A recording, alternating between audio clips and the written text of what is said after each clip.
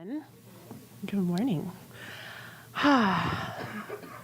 So, what I love about talking about community is that then I look out, and whether I can see you with my regular eyes or my third eye because you're online or you're here in the room, I'm speaking about community to my community. How cool is that, right? And so we're just all learning and growing and evolving in this idea of what community is together. So as a reminder, for this whole month, we've been talking about intervulnerability. And I have a quote for y'all. It's the same quote we've been using. I'm going to read it through really quickly, and then we're going to focus on the ends. So this says, when I say we are intervulnerable, I mean we suffer together, whether consciously or unconsciously. Albert Einstein called the idea of a separate self an optical delusion of consciousness. Martin Luther King Jr. said that we are all connected in an inescapable web of mutuality. There's no way out, though we try to escape by armoring ourselves against pain and in the process diminishing our lives and our consciousness. But in our intervulnerability is our salvation, because awareness of the mutuality of suffering impels us to search for ways to heal the whole, rather than encase ourselves in a bubble of denial and impossible individualism. At this point in history, it seems that we will either destroy ourselves or find a way to build a sustainable life together. And that's the part that I want to focus on. At this point in history, it seems that we will either destroy ourselves or find a way to build a sustainable life together. Now, I personally think that we are finding a way to build a sustainable life together. And in order to do that, it's a lot of work. I think I had this idea in my early 20s. Hold on, y'all. I'm just going to pause for a second to pull up my notes because this whole trying to talk through it isn't working.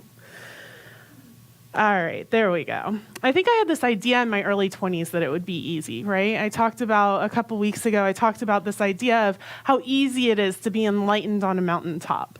And that, anybody can go out in the woods or up into a beautiful place and sit down and meditate and become enlightened. And yes, that is the role of some people.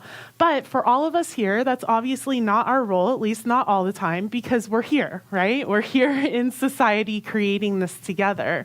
And how much harder is it to be enlightened when there's other people around and they're rubbing their rough edges against our rough edges, and when we have to go to work and we have to live our lives and answer the phone and cook the food and all of this stuff. And so that is where the magic is, this idea of community. Enlightenment really isn't complete if it is just kind of somewhere out on the mountain by yourself. That to me is not what I'm going for personally. And like I said, there are people on the planet that is their purpose, to sit up on a mountaintop and be enlightened. And yay, because we need those people. We need those people holding high watch over the planet and holding that level of consciousness. And we get to know what is ours to do down here in the world together, rubbing our rough edges and figuring it all out together, right? And so what was interesting is I went to look for my Ernest quote, and the Ernest quote that I found, oh, y'all, it's a really good one this week. So let me just show it to y'all, because his last sentence is the same as her last sentence. So what he says is, there is one spirit incarnated in everyone, an immortal presence forever expanding everything, causing everything to grow. What a difference it would make in our human relations if we tried to sense the meaning of this divine incarnation in all people and adjust our viewpoint to the truth that all are bound together in the unity of God. So, that same thing, all are bound together in the unity of God. We have to find a sustainable way of living together. That there is this inescapable web of mutuality. That is exactly what Ernest Holmes is saying here. Oh, yay. And what's really cool about it is that we're not just bound to one another. We're bound to the stars, right? There's so many. We are literally made of stardust. We are the particles of stars that exploded billions of years ago. And now, they're doing all this work in the quantum field, and they found, I should have looked this up because now I'm talking about it and I'm just going off, I'm winging it, but they found that electrons, there's no separation in time and space, that there's an instantaneous communication, no matter how far away they are from one another, no matter how long they've been separated, that when you mess with a particle over here, that across the world, that another particle will react, not after it travels or after it communicates, or simultaneously the exact same time. And so if we are stardust, then that is happening not only with us here, but with other galaxies and other planets and other stars. Y'all have heard me say that that galaxies billions and trillions of miles away are aligning to make your manifestations become real. I don't mean that like, esoterically. I mean that literally, that the entire universe is conspiring for our highest good, for your highest good, for my highest good, for the collective highest good, because that's all there is. How cool is that? So, as I was researching this week, it's called We Are Star Stuff. And so I found a baby picture of all of you. I found a few baby pictures of all of y'all. And so I want you, and you're probably going to recognize these pictures if you have been on the internet at all in the last few weeks. But I want you to look at these pictures. They're from the James Webb Telescope. Look at these baby pictures of you and my mind is blown looking at these pictures. And we've been looking at the cosmos for many, many years now. And I think the beauty of this telescope and my friend who is a part of NASA let me know that they went way over budget. It was very frustrating to work with them on all of this stuff. And yes, and I think the brilliance of the pictures that are coming out is that it's reminding us of what we already knew, but forgot a little bit in the recent years, especially with the pandemic and everything, the vastness of the cosmos. I mean, it is just mind-blowing. So, y'all ready to see your baby pictures? All right, so this is your first baby picture. So cute. So this is the Southern Ring Nebula. And these pictures, this is one of the ones where they showed a side-by-side from the Hubble telescope and the James Webb telescope. And this clarity and imaging is just mind-blowing. So this one you saw, Ernest was visiting earlier. This is the cosmic cliffs in the Carina Nebula. And this is another one. You've probably seen this picture before when it came out from the Hubble telescope. But the clarity on this is just unreal. Here is Stephen's quartet. So each one of these is a galaxy, like the Milky Way galaxy that we live in. Like every one of those points is a galaxy, right? And then finally, and this is the picture I want to talk about. This is the first deep field picture that the James Webb Telescope took. And so you look at it and you go, yeah, cool, a lot of stars. But actually, with the exception of the really big points that have the vectors off of them, every single one of those is a galaxy. Every point of light is a galaxy. And what's interesting about this picture is that you can see galaxies behind galaxies because the first galaxies act like a magnifying glass and magnify the galaxies behind it so we can see things 13 billion years ago. We are looking at the light of stars that existed 13 billion years ago. So literally, like, this is you. You're made of this stardust now, right? And there's one galaxy in here, the galaxy that we're looking through to magnify those other galaxies, it's 4.3 billion years old. So we are looking at the light that it was emitting 4.3 billion years ago. Like, that's just mind-blowing.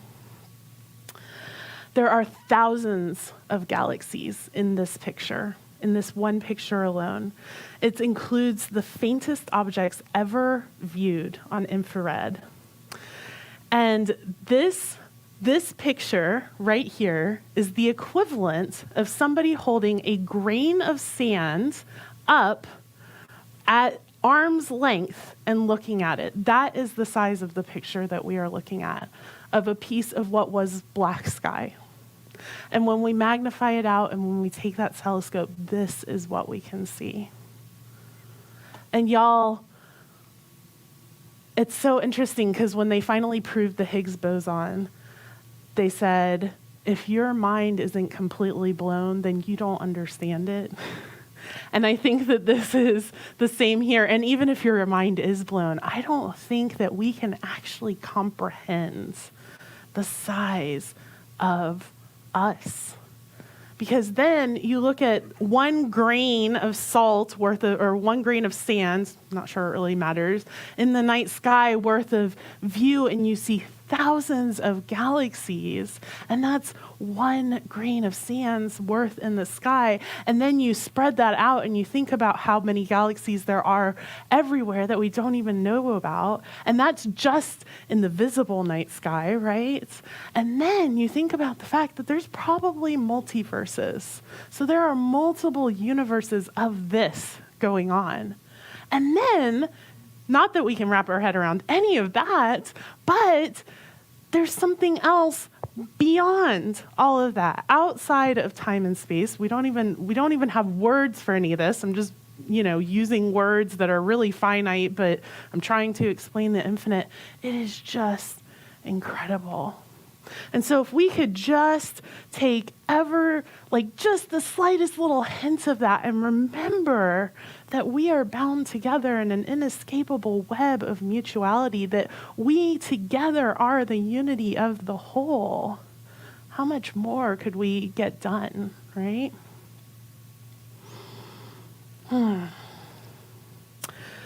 So it was really interesting after my talk last week, and I talked a lot about rugged individualism and this idea that personal good, right? There's no such thing as personal good. And so if I can trust that something is good for me, I can trust that it is good for you from this highest good perspective, right? And that when we take care of one another, or when we focus on the whole, what is beneficial for the whole, we can trust that it's beneficial for us too. And I had somebody come to me and they said, individualism is good. Individualism is what makes me me. Individualism is what I teach to people to know that they're unique and that they're beautiful and perfect. And I realized that I didn't actually define what I meant by rugged individualism. And as soon as I defined that for this person, they went, oh yeah, no, that's not what I meant by individualism. And when they sent me their message about what they mean by individualism, I'm like, oh yeah, no, that's good. I want that. I'm not saying no to that. And so it dawned on me that I made an assumption, which how often do we do that in community, right? When we're having conversations with one another. So rugged individualism, this idea of rugged individualism that I'm saying no to, down with rugged individualism, right? Is this idea that you're in it alone. Nobody helped you. You pulled yourself up by your bootstraps and you got to where you are with no help whatsoever. And that if somebody else isn't where you think they should be, it's because they haven't worked hard enough. And here's the problem with that mindset.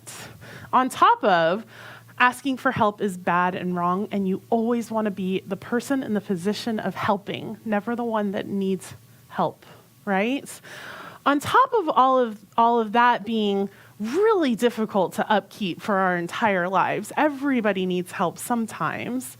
And so what ends up happening is that we become ashamed of the help we need rather than joyfully asking for help, knowing that that means that somebody then gets to joyfully give to us, right? But the problem with that is it completely negates all of the people and the systems and the processes that were in place that got you to where you are. If you drove on a road to get to work, you didn't do it alone. Somebody made that road for you. Somebody built that building for you. Somebody gave you that job.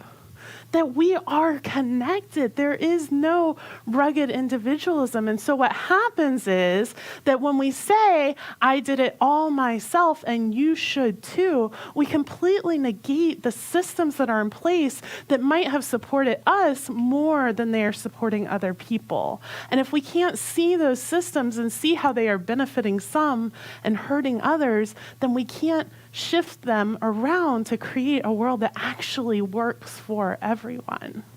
And so I'm not saying by any stretch at all that you need to conform to be a part of the community. In fact, I'm saying the exact opposite.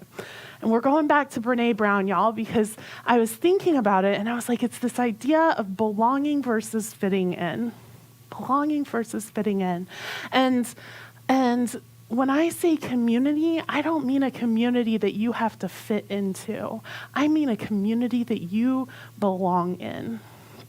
Brené Brown says, true belonging is the spiritual practice of believing in and belonging to yourself so deeply that you can share your most authentic self with the world and find sacredness in both being a part of the world, in both being a part of something and standing alone in the wilderness. True belonging doesn't require you to change who you are. It requires you to become who you are. And so when I say we are creating a community where everybody is working for the mutual good of all, what I am saying is we are creating a community where each and every one of us get to show up as wholly ourselves, authentically, vulnerably ourselves, and that there is more than enough room for all of us. And I think we all have a glimpse of that. We've all been in a space or in a room where we felt completely accepted and loved for exactly who we are. And maybe you just caught like a glimpse. Maybe it was like 1 second or like 5 minutes. You were telling a story and everybody was enraptured, or you were petting a cat off in the corner while somebody else was telling a story, whatever it was, but you were just wholly yourself and everybody was okay with it. Or maybe you have that experience regularly.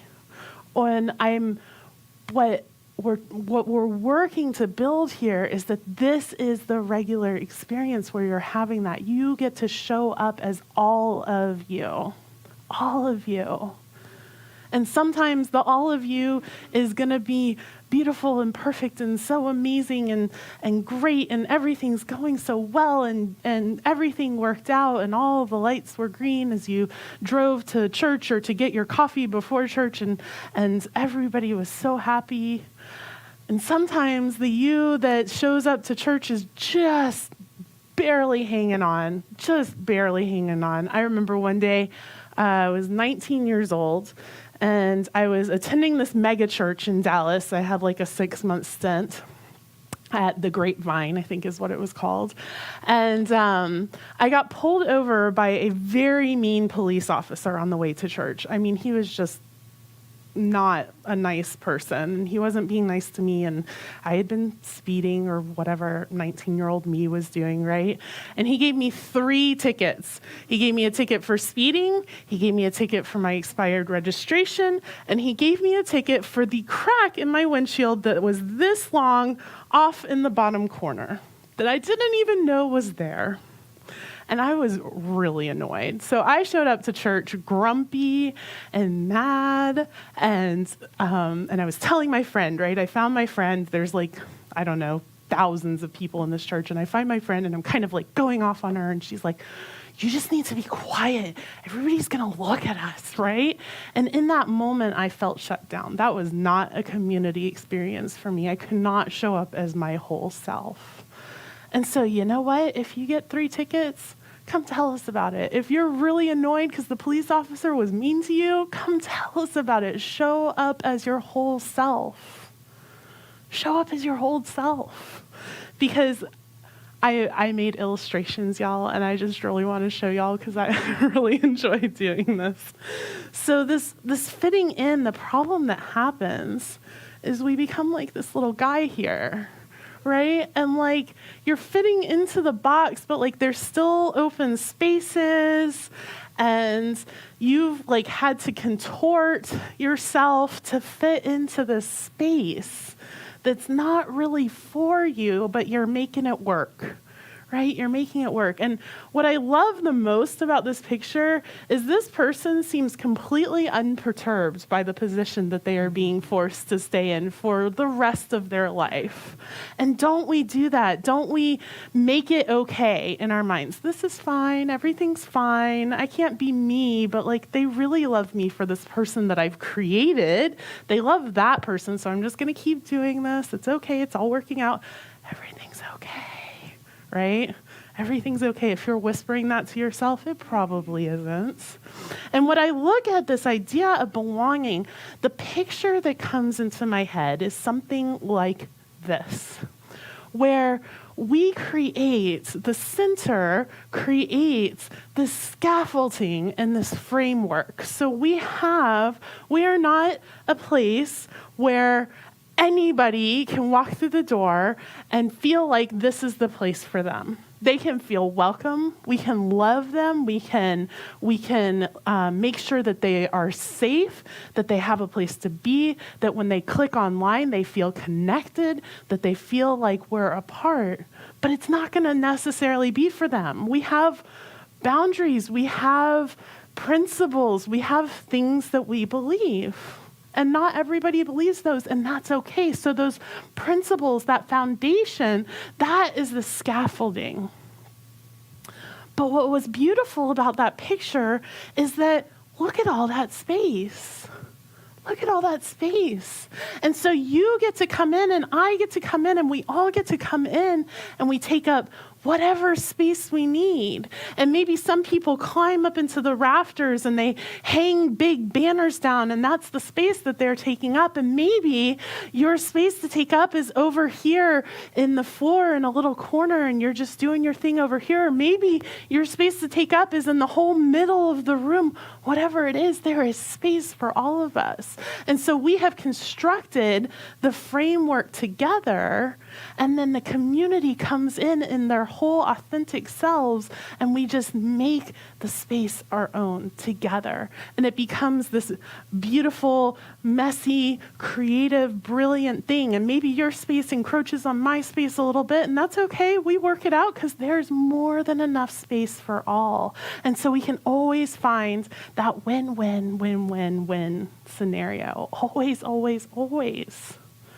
That's my vision of community, one where we can stretch out and we can take up all of the space that we want, as much as we want. And maybe some days you take up less space and some days you take up more space, but either way, the space is there for you to take up in the community.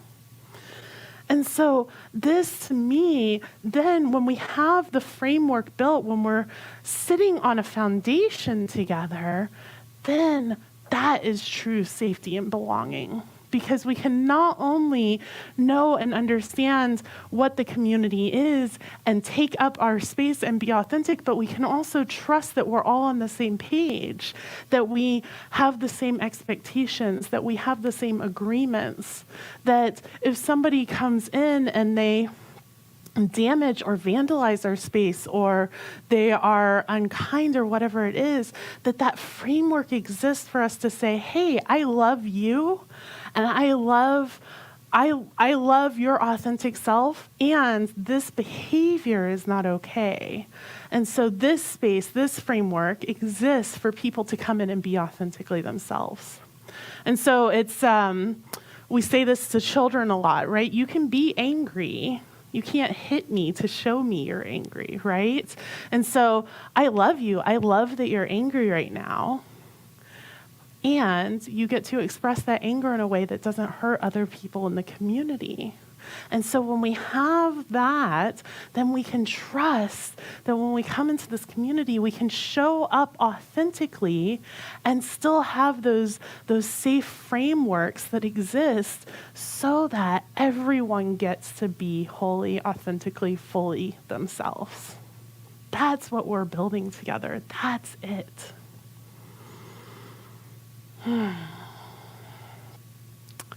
So I want to end today with another poem. And I invite you, I have a tell us question today. My tell us question, I'm going to tell you the tell us question, then I'm going to read the poem, and y'all can close your eyes. Then Lynn is going to play a song, and then answer the tell us question. So be thinking about the tell us question while she plays the song and while I read this poem. But my question for you today is, what is community to you? We're just going to keep it super open. What is this community that we're talking about? What does that mean to you? And so now I invite you to close your eyes, take a deep breath. Dear human, you've got it all wrong. You didn't come here to master unconditional love. This is where you came from and where you'll return.